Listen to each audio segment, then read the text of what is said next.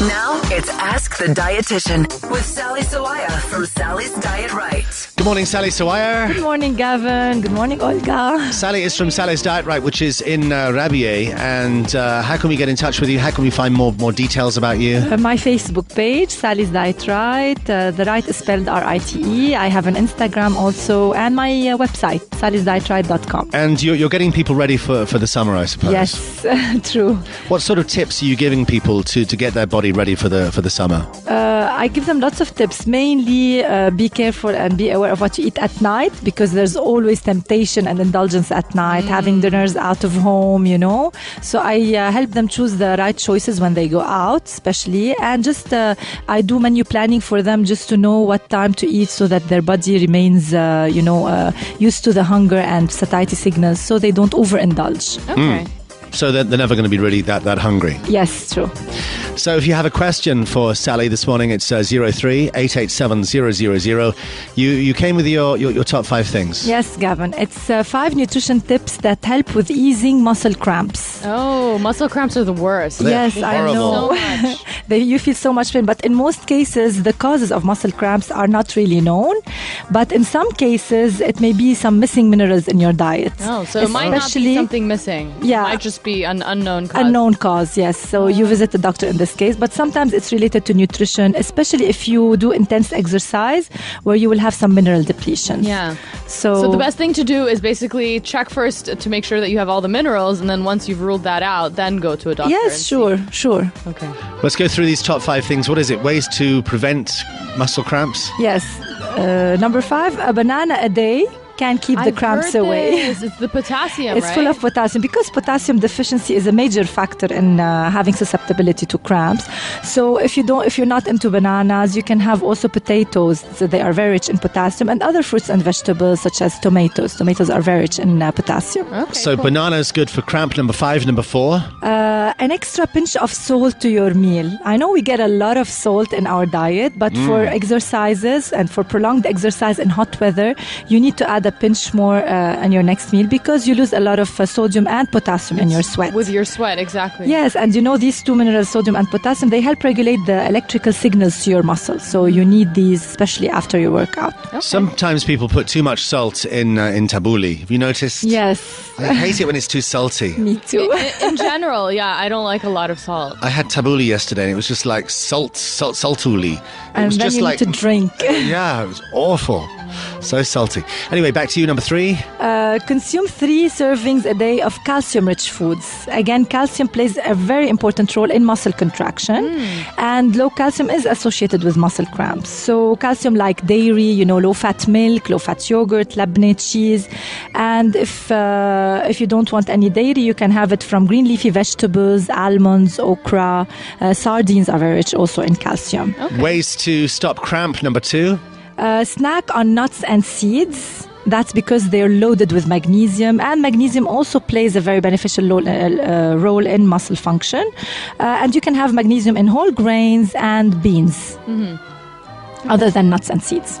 And number 1, the foods to eat to stop muscle cramps. Drink plenty of water before, during, and after exercise, especially during intense exercise. Now, dehydration will contribute to muscle cramps, but sometimes you may need an electrolyte rehydration solution, replacement drink, after your workout or during your workout if it's really, really very intense. So it This is will one of those replace sports those minerals. drinks. Yes. Okay. It will replace the minerals you lose in your sweat. Sometimes you need them, and because it has a bit of carbs, it will help load the glycogen in your muscles.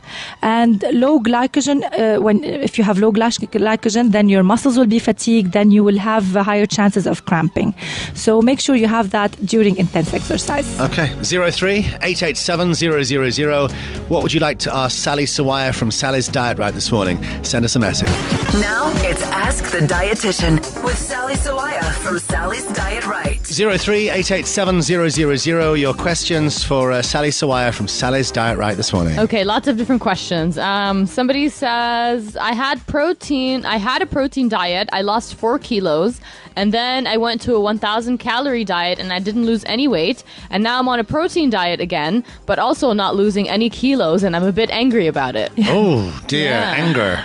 That's the problem when you start on a very low calorie diet or on a high protein diet. I usually start with a moderate one that makes you feel comfortable, and it tells your body that it should start losing fat.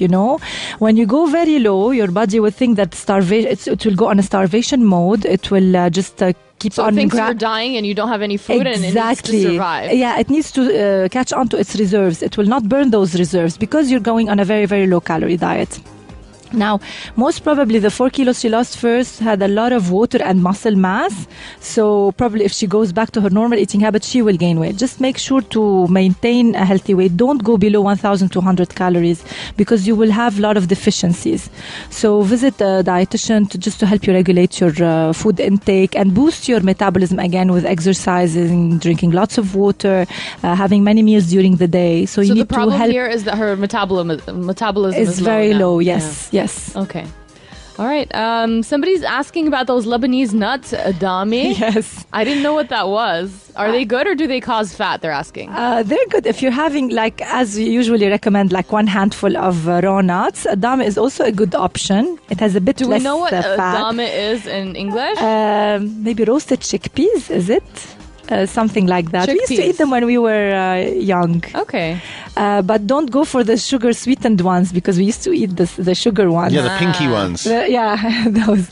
But a handful of the normal one is okay. Okay. Someone is asking how to remove hunger signals at night. Yes, $1 million question. Especially during winter, you feel really the crave. Yeah. First, start out with drinking a glass of water or two. And then you can have, if you want to have your dinner, start with a salad or soup or artichoke. Now it's a season.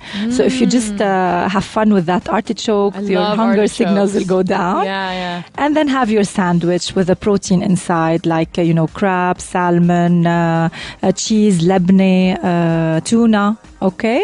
And then if you're really, really hungry at night, just grab a bit of popcorn, make your own that are really healthy without too much oil, or have some edamame at home. Then you can boil a bit and have them, or a bit of nuts and seeds. And I think eating slowly is another one. 100% true. Yeah. Yes. Because I'm always scarfing down my food and then I want 14 other things.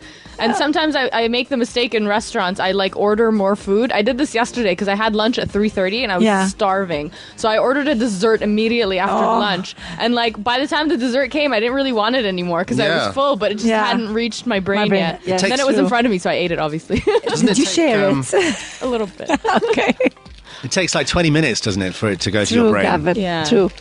Okay, more questions. 03-887-000. How to remove the post-pregnancy belly? That's a challenge, but it will go eventually if you eat healthy, you go on a diet, and you exercise. Again, these are two interrelated things. You need to go on a healthy lifestyle. Make sure, as I said about dinner, make sure to eat a healthy dinner, and just plan your meals evenly so you don't feel hungry during the day. Drink loads of water. Avoid all those junk and high-fat foods, and then you'll be fine. Someone's asking about oats. I read somewhere that eating oats, like oatmeal, eating oats, we should opt for the steel cut oats. And what's the difference between steel cut and regular oats?